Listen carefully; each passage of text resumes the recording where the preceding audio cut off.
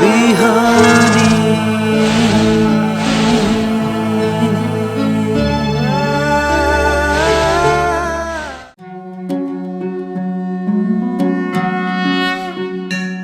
ओम स्वस्ति प्रजाभ्यः परिपालयन्तां न्याय्येन मार्गेण गतं महिषा गोब्राह्मणेभ्यः शुभमस्तु नित्यं लोकाः समस्ताः सुखिनो भवन्तु। अखण्डमण्डलाकारं व्याप्तमेन चराचरं तत्पदं दर्शितं येन तस्मै श्रीगुरवे नमः। समादरणीय दर्शकवृन्द, इमेज च्यानल को शुभ बिहानी कार्यक्रम मार्फत हामी उपस्थित भइसकेका छौं। हामीले श्रीमद् भगवत गीता को बारेमा निरन्तर विचार विमर्श गर्दै आएका छौं। गीता को 6औं अध्यायमा ध्यान योग को बारेमा भगवान श्री कृष्णले अर्जुनलाई उपदेश गर्नुभएको छ र ध्यान को क्रममा मनलाई कसरी वशीभूत गर्ने र मनको अवस्था कस्तो रहेको हुन्छ, यहाँ आजको सन्दर्भमा हामीले विशेषतः यसमा चर्चा गर्दैछौं। ध्यानका विभिन्न प्रक्रिया विधि र चरणको बारेमा बताइसकेपछि भगवान श्री कृष्णले अर्जुनलाई मनको बारेमा बताउनुहुन्छ र मनको धर्म र उसको स्वभाव पनि अत्यन्तै चञ्चल हुन्छ। मन अत्यन्तै अस्थिर हुन्छ। त्यसकारण यहाँ त्यो मनको स्वभावलाई, त्यो अस्थिरतालाई एकाग्र गर्नु,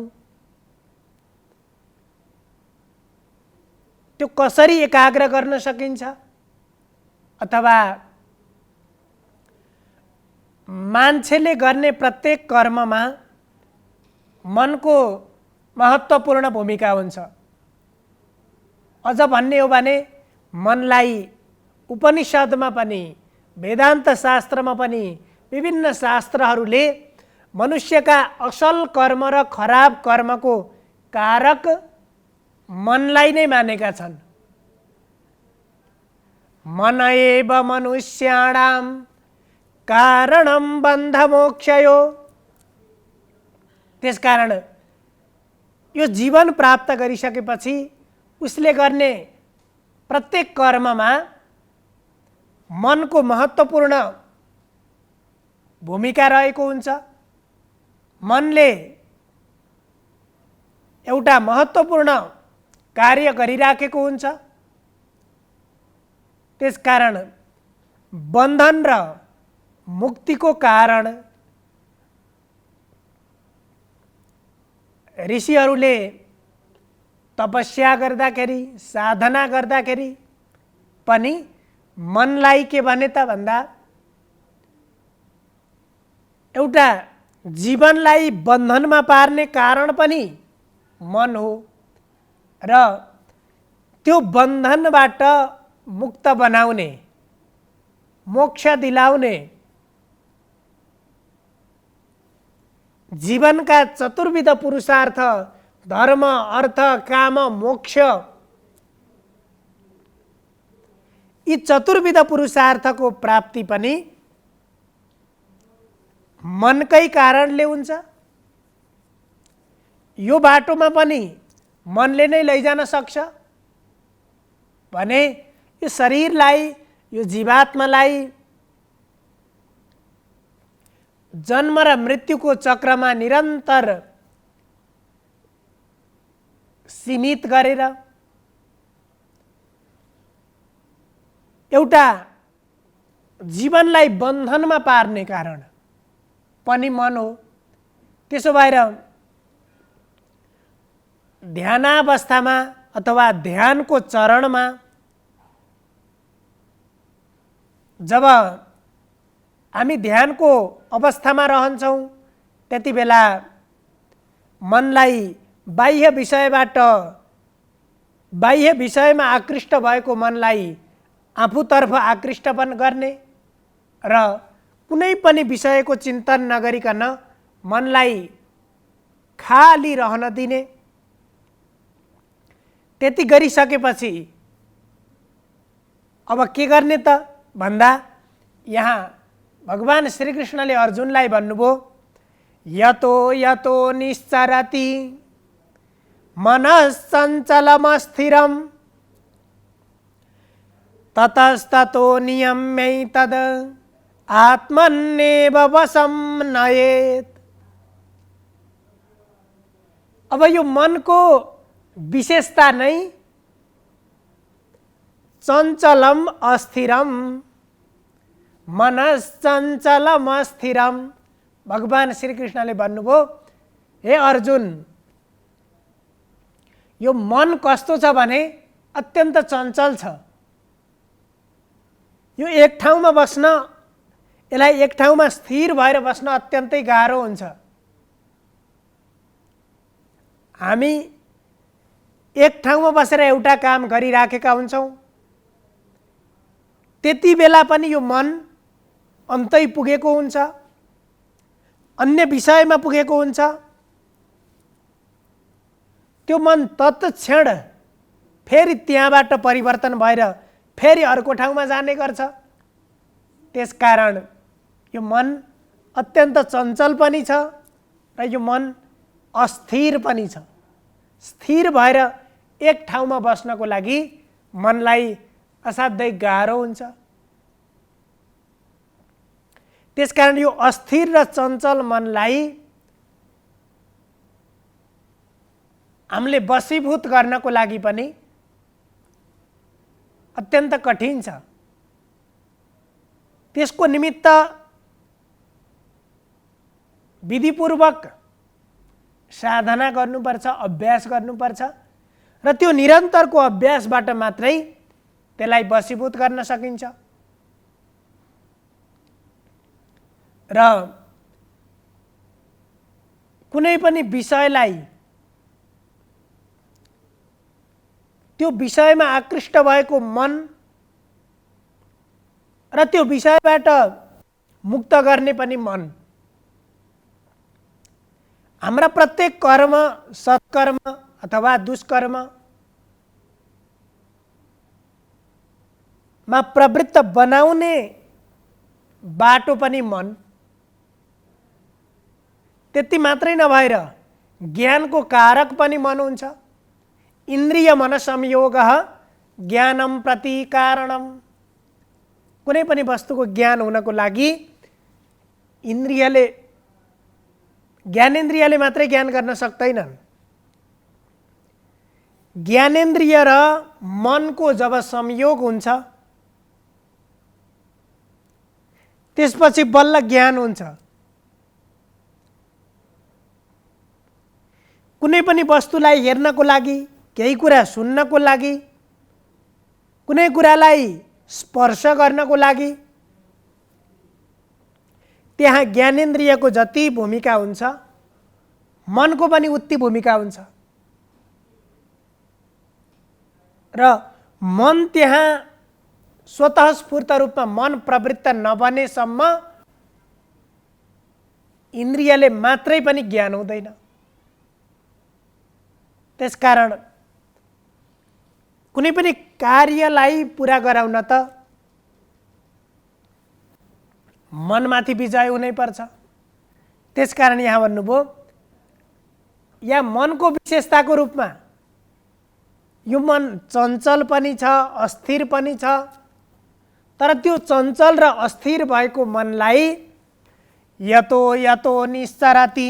अब यो मन स्थिर पनि रहँदैन, चञ्चल पनि छ भनेपछि विभिन्न ठाउँमा पुग्छ। गर्दाखेरि त्यो मन एउटा विषयबाट अर्को विषयमा, अर्को विषयबाट फेरि अर्को विषयमा यता र उता गरिरहन्छ। त्यस्तो अस्थिर प्रकृतिको छ मन। अब त्यसलाई के गर्ने? ततो ततो नियम्यै तद। अब त्यस्तो त्यो अस्थिर प्रकृतिको मनलाई तत्तत ठाउँबाट, जुन विभिन्न विविध विषयमा प्रवृत्त भएको मन हुन्छ, त्यो मनलाई तत्तत ठाउँबाट अर्थात् तत्तत विषयबाट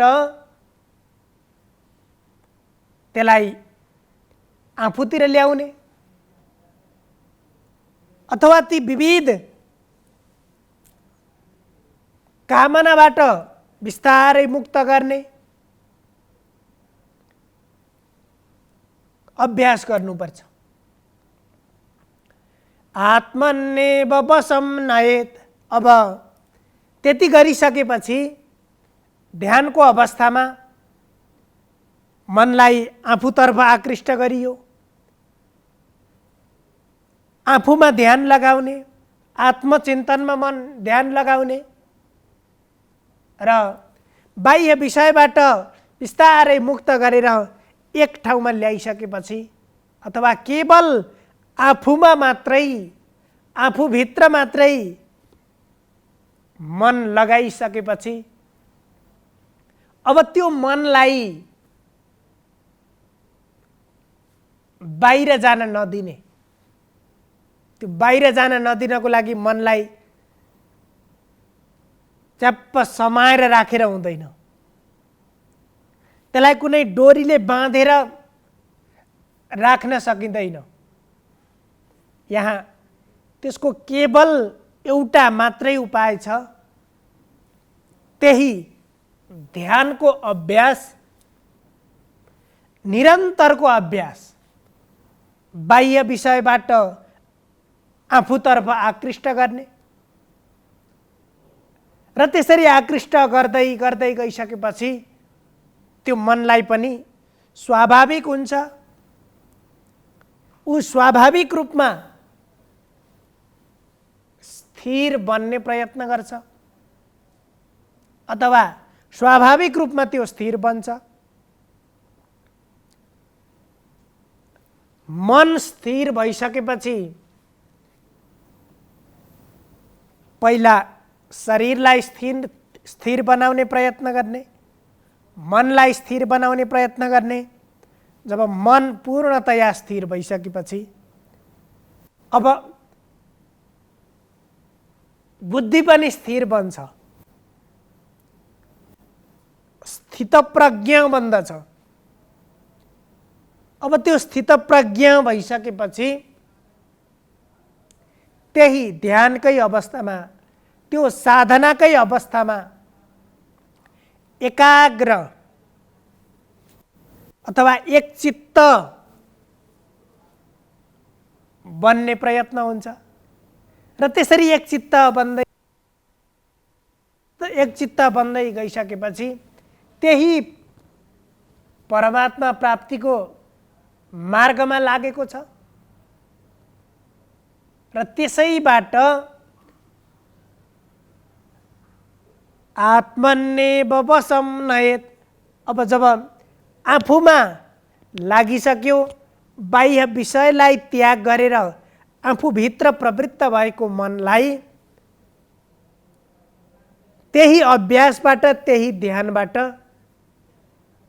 आफ्नो वशमा राख्ने, आफूभित्र वशीभूत गर्ने। अब ध्यानको अन्तिम चरणमा प्रवेश गरियो। विभिन्न चरणहरू पुरा गर्दै गर्दै गर्दै प्रत्येक दिनको अभ्यासबाट, निरन्तरको त्यो साधनाबाट जब मनलाई निग्रह गर्ने अवस्थामा आइयो, अब मन आफै यत्र तत्र गर्दैन। मनलाई नियमन गर्नु भनेको मनलाई आफै खुला छोडिदिएर होइन, बुद्धिद्वारा कुनै पनि विषयमा मनलाई प्रवृत्त बनाउनु। बुद्धिले के गर्छ भने कुनै वस्तुको सत र असतपनलाई छुट्याउँछ, कर्तव्यको बोध गराउँछ, कर्म र अकर्मलाई चिनाउँछ, पाप र पुण्यको बोध गराउँछ। यी सम्पूर्ण काम बुद्धिले गर्छ र त्यो बुद्धिको नियन्त्रणमा रहेको मन अब मनलाई निर्देशन गर्ने काम, मनलाई कुनै विषयमा प्रवृत्त गराउने काम बुद्धिद्वारा हुन्छ। जब बुद्धिद्वारा मनलाई परिचालित गरिन्छ त्यसपछि आत्मैव ह्यात्मनो बन्धुः आत्मैव रिपुरात्मनः। अब आफूमाथि विजय प्राप्त गरियो। जब निर्देशित हुन्छ अब मन र बुद्धि निर्देशित भइसकेपछि शरीर पनि त्यही बुद्धिद्वारा निर्देशित हुन्छ। त्यसपछि मनुष्य कुनै पनि कर्ममा गलत कर्ममा प्रवृत्त बन्दैन। उसले प्रत्येक कर्मको यथार्थतालाई बोध गर्न सक्छ, आफ्नो जीवनको लक्ष्यलाई बोध गर्न सक्छ र के को लागि, कुन कर्तव्यको लागि मैले यो जीवन प्राप्त गरेँ, वास्तवमा मैले यो जीवनमा मेरो शरीरले कसरी कर्म गर्नुपर्छ, मैले कस्ता कर्ममा मलाई लगाउनुपर्छ। अब यस किसिमको चिन्तन, यस किसिमको त्यो एकाग्र भावना मनमा आउँछ र त्यो ध्यानबाट अब ती सांसारिक प्रपञ्चका विषयहरू जो इन्द्रियका विषयहरू बनेका थिए ती विषयबाट मुक्त बनेर, ती विचारबाट, ती अनन्त विषयबाट मनलाई अलग गर्न सकिन्छ, बुद्धिलाई अलग गर्न सकिन्छ। अब यस्तो हुन्छ ती नराम्रा विचारहरू मनमा नै रहँदैनन्। ती खराब विचार र खराब प्रवृत्तिबाट स्वतः मुक्त भइसकेपछि मन पनि एउटा सत्कर्ममा आफ्नो कार्यमा अगाडि बढ्छ र त्यसरी सम्पूर्ण विचारबाट मनलाई पूर्णतया खाली गरिसकेपछि अब भित्र के छ? त्यही परमात्मा छ। जब हामीलाई दुःख केले दिइराखेको छ, तिनै विषयले, हाम्रो मनमा तिनै विषयको भन्दा अरू चिन्तन आउँदैन, ती विषयसँग सम्बन्धित भन्दा अरू विचार आउँदैन। सांसारिक प्रपञ्चका तिनै बन्धनका विषयभन्दा अरू कुराहरू आउँदैनन् जसले हामीलाई सधैँ बन्धनमा पारिराखेका हुन्छन्, सधैँ दुःख मात्रै दिइराखेका हुन्छन्। जब ती प्रपञ्चबाट पूर्णतया अलग भइसकेपछि शरीर पनि आनन्दित हुन्छ, मन पनि अत्यन्त प्रसन्न हुन्छ र त्यहाँ साक्षात त्यो आनन्द स्वरूप, त्यो परमात्मा स्वरूपको साक्षात्कार गर्न सकिन्छ। त्यहाँ त्यो अवस्थामा पुगिसकेपछि वास्तविक जीवनको यथार्थतालाई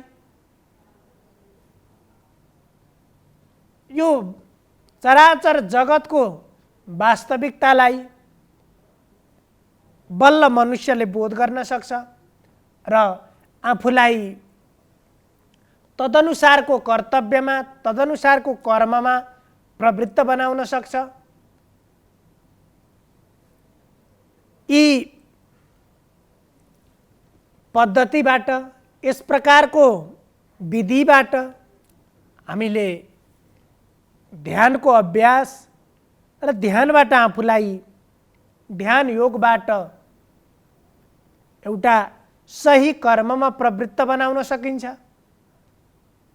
र यहाँ भगवान श्रीकृष्णले पनि अर्जुनलाई विभिन्न विषयको बारेमा अथवा कर्मयोग, सांख्य योग अथवा ज्ञान योग, भक्ति योगको उपदेश गरिसकेपछि यो ध्यान योगको बारेमा बताउनु भयो र यसरी गरिएको यो ध्यान योगबाट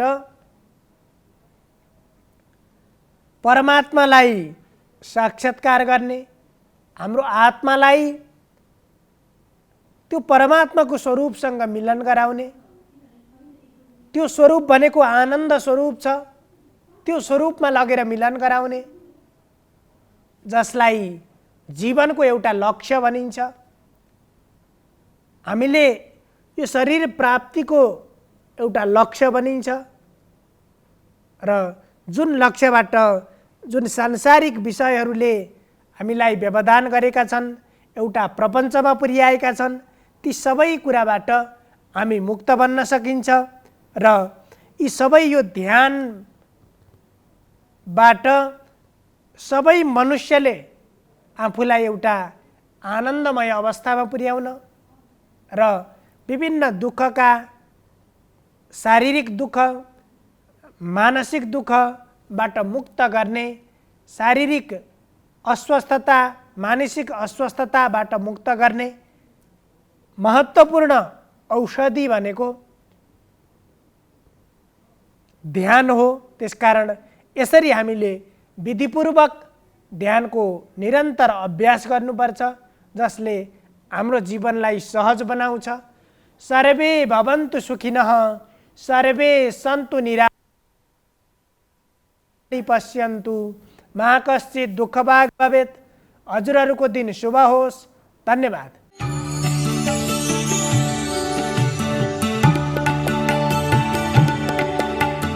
नमस्कार, तपाईको आजमा स्वागत छ। म ज्योतिष आचार्य नारायण प्रसाद भण्डारी सधैँ झैँ दैनिक पञ्चाङ्ग र राशिफलको साथमा उपस्थित भइसकेको छु। सुरु गरौँ आजको पञ्चाङ्गबाट।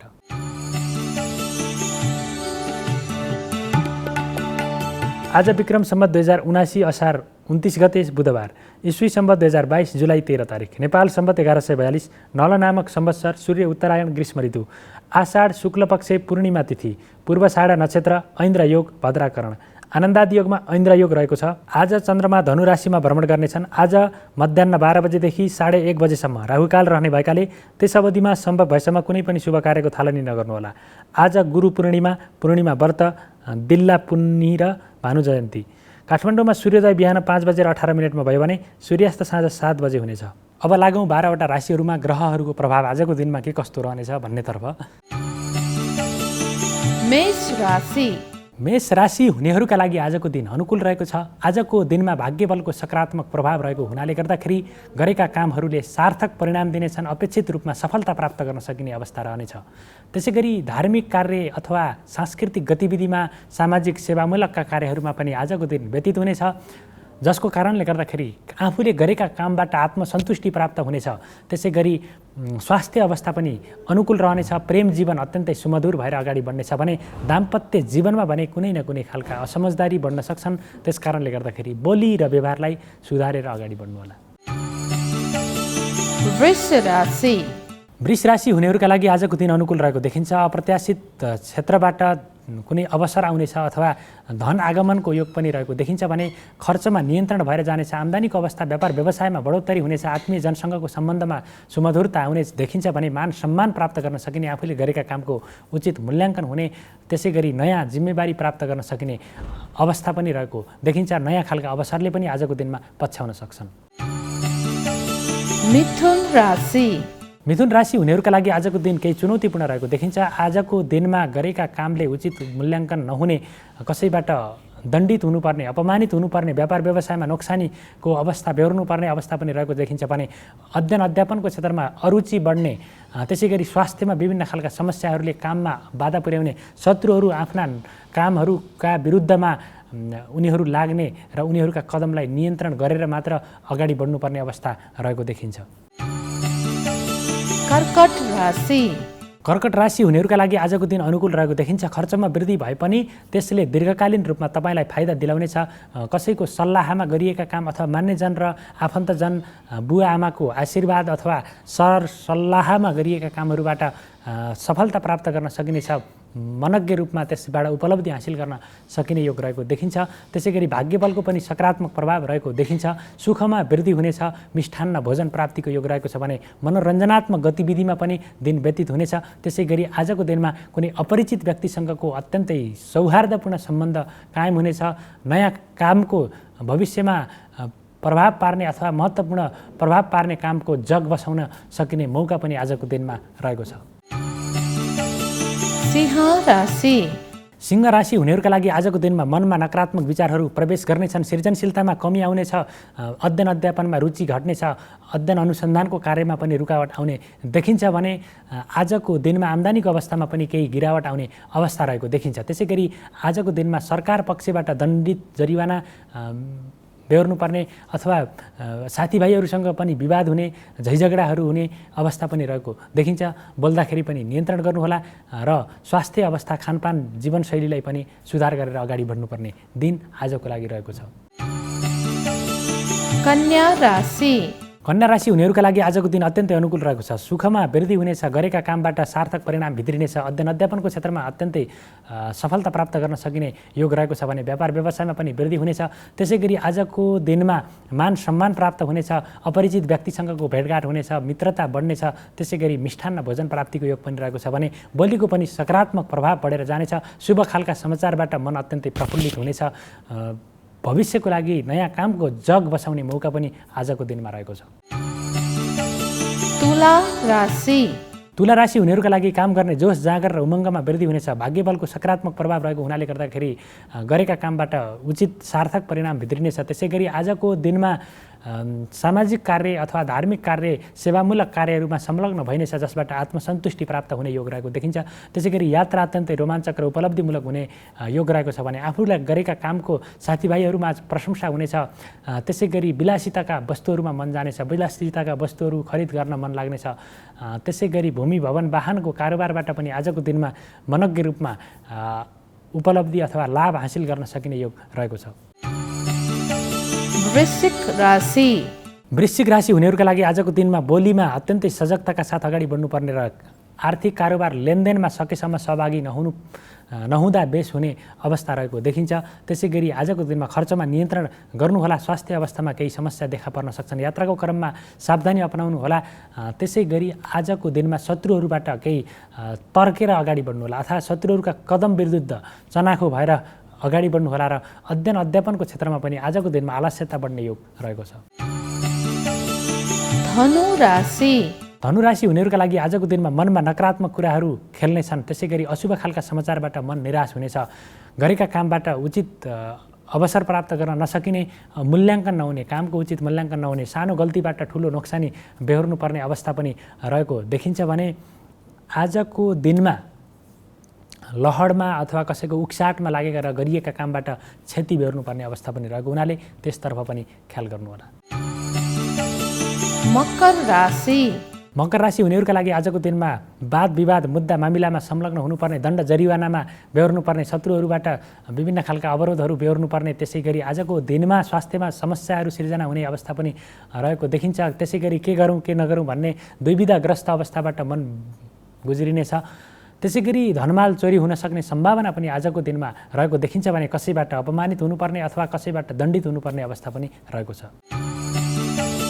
कुम्भ राशि कुम्भ राशि हुनेहरूका लागि आजको दिनमा आम्दानीका नयाँ नयाँ मार्गहरू पहिचान हुनेछन्, पत्ता लाग्नेछन्। त्यसै गरी रोजगारीको क्षेत्रमा पनि नयाँ अवसर प्राप्त हुनेछ। वैदेशिक रोजगारीको क्षेत्रमा सफलता मिल्नेछ। त्यसै गरी आजको दिनमा बलिको पनि सकारात्मक प्रभाव बढेर जानेछ। आफन्त दाजुभाइ इष्टमित्रबाट मनज्ञ रूपमा सहयोग प्राप्त हुनेछ। लामो समयदेखि बाँकी रहेका कामहरू पनि आजको दिनमा सुचारू हुनेछन् अथवा पुरा हुनेछन्। मीन राशि।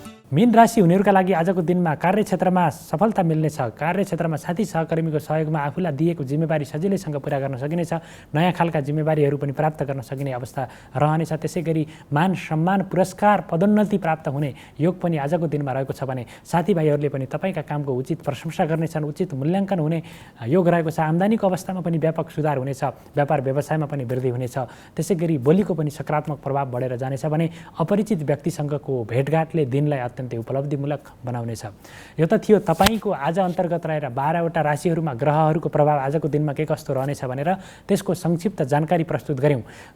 राशिफलमा बताइएको फल निरपेक्ष रूपमा प्राप्त हुन सक्दैन। त्यसको लागि हाम्रा सकारात्मक कर्महरूको पनि उत्तिकै महत्त्वपूर्ण भूमिका रहन्छ, उत्तिकै निर्णायक अवस्था रहन्छ।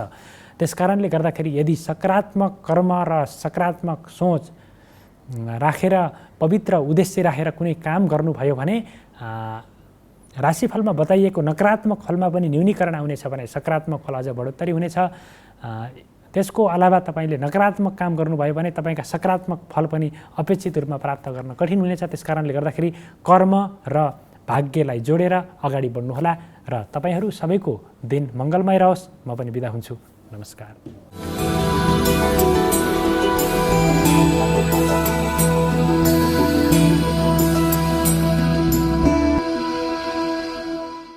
ॐ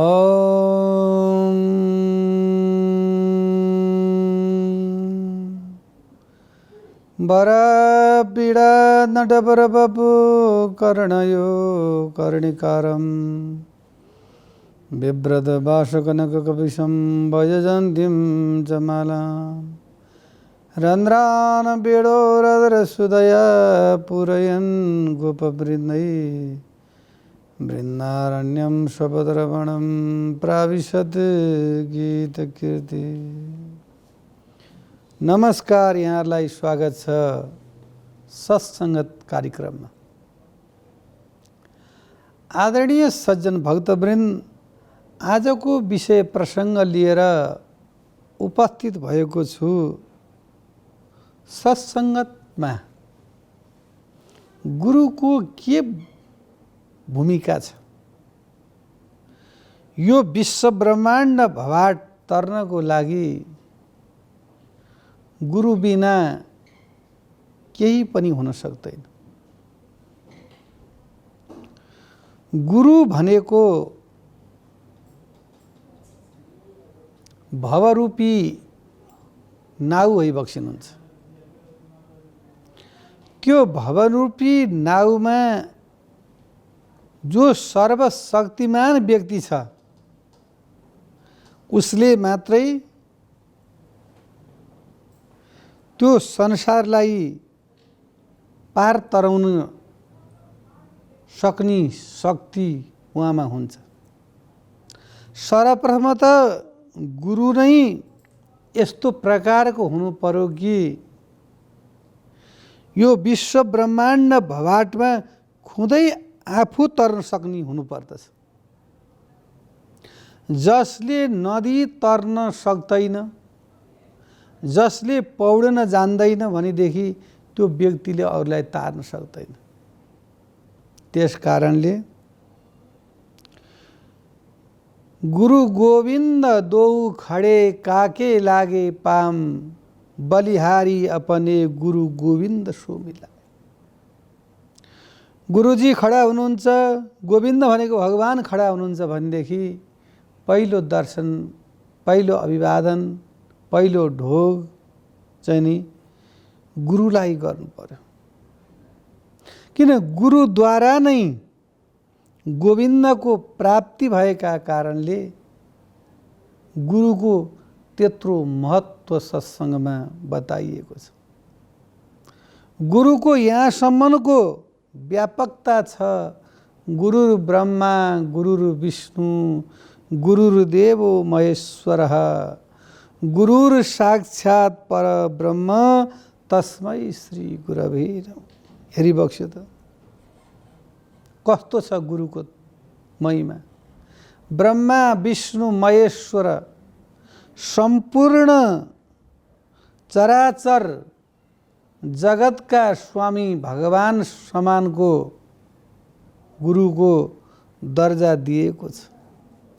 श्रीमद् भागवत महापुराणमा सुखदेव स्वामी एकादश स्कन्धमा वर्णन गरिबक्सनुहुन्छ कि निर्देह माध्यम सुलभम सुदुर्लभम प्लवम सुकल्पम गुरु कर्णधारम मयानुकूलेन नवस्वतेरितम पुमान भवाब्दिम न तरे सात्म। हेरिबक्स्यो त कस्तो पवित्र श्लोक छ। गुरु भनिबक्सिन्छ सुखदेव स्वामी राजा परीक्षितलाई वर्णन गर्नुहुन्छ निर्देह माध्यम। जसरी एउटा समुद्रमाथि एउटा नदीमाथि एउटा तलाउमाथि नौका जलमाथि हिँडिरहेको छ, त्यस्तै प्रकारले गुरुले पनि त्यो चेलोलाई त्यसै गरी भवाट पार गराउनुहुन्छ। त्यस्तो शक्ति त्यस्तो पावर भनेको चाहिँ नि गुरुसँग हुन्छ। आज म कृष्णचन्द्र प्रभु परमात्मा भएर आज दानविहारी सुरत बिहारी रासेश्वर गोवर्धनधारी परमात्माको रूप भएर पनि आज मैले यो श्लोकमा वर्णन गरेको छु कि गुरु बिना ज्ञान हुन सक्दैन। आज म पनि गुरु मान्नको लागि क्षिप्रा नदीको तटमा मध्य प्रदेशमा उज्जैनमा गएर सान्दीपनी नाम गरेका गुरुका घरमा मैले सुदामाका साथमा बसेर विद्या अध्ययन गरेको थिएँ। तिनै गुरुका प्रतापले आज म चराचर जगतको मालिक बन्ने मलाई चाहिँ शक्ति प्राप्त भयो। त्यस कारणले जसले गुरु बनाएको छैन, चाहे ब्राह्मण होस्, चाहे क्षत्रिय होस्, चाहे वैश्य होस्, चाहे शूद्र होस्, ब्राह्मणको गायत्री मन्त्र, क्षत्रियको गायत्री मन्त्र, वैश्यको गायत्री मन्त्र, शूद्रको गायत्री मन्त्र भिन्न भिन्न छ। अनि मातृशक्ति भनेको आमाहरूको जननीहरूको मन्त्र पनि उहाँहरूको भिन्न छ। उहाँहरूले अनन्त मन्त्र लिनुपर्दछ। जबसम्म विवाह हुँदैन तबसम्म उहाँहरूको कर्म हुँदैन। जब विवाह भइसकेपछि अनि त्यो यज्ञमा भोलिपल्ट जब शिला पुजिन्छ त्यो दिन गुरुले ती कन्या वधुको राशिको नामद्वारा कुन भगवानको नाउँ चाहिँ नि मिल्दछ भनेर उहाँले एउटा चाहिँ नि नाउँ निकाल्नुहुन्छ। त्यो मन्त्रलाई अनन्त मन्त्र भनिन्छ। र अनन्त मन्त्रमा पनि मन्त्र शक्तिमा पनि क्लिम लागेका मन्त्रहरूको चाहिँ नि त्यसमा धेरै पावर हुन्छ। जसरी कुनै विषयमा लेख्दाखेरि चाहिँ नि माथि माथि हल्का कमा दिएको हुन्छ नि, त्यो विषय भनेको विशेष फोकस गरिएको हो। त्यस्तो भनेको अगाडि पनि ओम क्लिम, पछाडि मन्त्र सकेपछि पनि ओम क्लिम भन्ने त्यस्तो मन्त्र चाहिँ नि अनन्त मन्त्र चाहिँ नि आमा यानि मातृशक्तिहरूको हुन्छ। यदि त्यो मातृशक्तिहरूले त्यस्तो मन्त्र लिनुभएको छैन भनेदेखि, उहाँहरूले गरेको अनन्त मन्त्र लिनुभएको छैन भनेदेखि उहाँले गरेको तीर्थ व्रत कुनै पनि सफल हुँदैन। भगवान बताउनुहुन्छ र भगवानले भन्नुभयो नृदेह माध्यम सुलभम सुदुर्लभम प्लवम सुकल्पम गुरु कर्णधारम। एक कलिकालका मनुष्यहरू, मैले यति बताउँदै पनि तिमीहरूले नमानेर अज्ञानतावश ज्ञान नगरेर यदि तिमीहरूले चाहिँ नि गुरु कर्णधार यानि गुरुका श्रीमुखद्वारा यो श्रोत्राकाशमा चाहिँ नि मन्त्र प्रविष्ट गरेर यदि तिमीहरू चाहिँ नि के छ त भन्दाखेरि अगाडि बढ्न सकेनौ भनेदेखि तिमीहरूको जीवन सफलता हुँदैन र त्यो व्यक्तिले दिन प्रतिदिन आफ्नो शरीर आफैले चाहिँ नि हनन गरिरहेको छ यानि काटिरहेको छ भनेर भागवतमा भगवान सुखदेव स्वामी राजा परीक्षितलाई वर्णन गर्नुहुन्छ र त्यस कारणले गुरुको महिमा धेरै ठुलो छ। गुरु नै ब्रह्मा, गुरु नै विष्णु, गुरु नै महेश्वर हुनुभएका यस्ता गुरुहरूले चाहिँ नि पहिला भविष्य आफू तर्ने र आफ्ना चेला चपेटाहरूलाई चाहिँ नि अनि तार्न सक्ने। तर अहिले हल्का विकृतिको रूपमा कस्तो देखिन्छ भन्दाखेरि चेला चपेटा बनाउने, धन सम्पत्ति आय आर्जन गर्ने, तर आफ्नो भने चाहिँ नि कर्ममा नगर्ने। जबसम्म आफू कर्म गर्दैन त्यो व्यक्तिले बोल्नै सक्दैन, त्यसको शिर कहिल्यै पनि ठाडो हुँदैन। त्यसले भित्र अन्तरात्माबाट उसलाई चाहिँ के छ त भन्दाखेरि कलुषित भावनाहरू जागृति हुन्छ र उसले सोच्दछ मैले ढाँट्न त ढाँटेँ। कसलाई ढाँटेको भन्दाखेरि व्यक्तिलाई ढाँट्यो। यो अन्तरात्मा बस्नेवाला, यो अन्तरात्मामा बस्ने परब्रह्मा परमेश्वरलाई त उसले ढाँट्न सकेको छैन नि।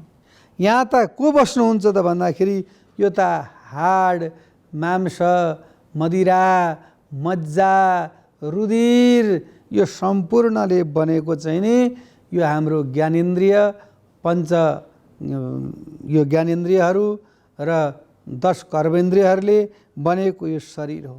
त्यो शरीरको अवधारणामा त्यहाँ भगवान स्वयं राज गर्नुहुन्छ र अनि त्यहाँ के भनिएको छ गीताको 15 अध्याय भनेदेखि अहम वैश्वानरो भूत्वा प्राणिना देहमाश्रित प्राणापान समायानौ पचान्यमं चतुर्विधं सर्वस्य चाहं हृदि सन्निविष्टो मृतस्मृति ज्ञानमपोहनं च वेदैश्च सर्वे रामेव वेद्यो वेदान्तके देवदविवेव चाहं। हेरिबक्स्यो त यो वैश्वानर अग्निको रूपमा चाहिँ नि प्राणीको म हृदयमा चाहिँ नि निवास गर्दछु र त्यो सररस अमिलो, गुलियो, तितो यस्ता प्रकारका सररसहरू चाहिँ नि त्यो व्यक्तिले चाहिँ नि खान्छ। त्यो उदरमा गएपछि जठर अग्निले त्यसलाई चाहिँ नि पेल्दछ र आवश्यक हुने चिज चाहिँ नि त्यो धमनीद्वारा चाहिँ नि शरीरको अनेक प्रकारका चाहिँ नि यन्त्र शक्तिहरूद्वारा पठाउँछ र जुन विकृत चिजहरू छ त्यसलाई चाहिँ नि बाहिर उसले चाहिँ नि निस्तेज त्याग गर्दछ भनेपछि त्यस्तो प्रकारको हाम्रो शरीरद्वारा नै इन्जिनहरू बनेका छन् र यो शरीर भनेको कस्तो छ त भन्दाखेरि एउटा ठुलो महत्त्व बोकेको चिज हो। यो शरीरले भगवत प्राप्ति गराउँछ। त्यो भगवत प्राप्ति गराउनको लागि चाहिँ नि गुरुकै आवश्यक पर्छ। यदि गुरुद्वारा कर्णधारद्वारा नै मन्त्र प्राप्ति हुँदैन र आफू खुसी नै धर्म गर्छ, आफू खुसी नै कर्म गर्छ, आफू खुसी नै माला जप्छ र आफू खुसी नै मन्त्रतन्त्र गर्दछ भनेदेखि त्यसको जीवनमा असार कहिल्यै पनि पार पाउन सकिँदैन र त्यसले गुरुकै महिमा गर्नुपर्छ र गुरुद्वारा नै त्यसको भवाड चाहिँ नि पार हुन्छ भन्दै आजको विषय प्रसङ्गबाट बिदा हुन चाहन्छु। हस्त नमस्कार। शुभ बिहानी।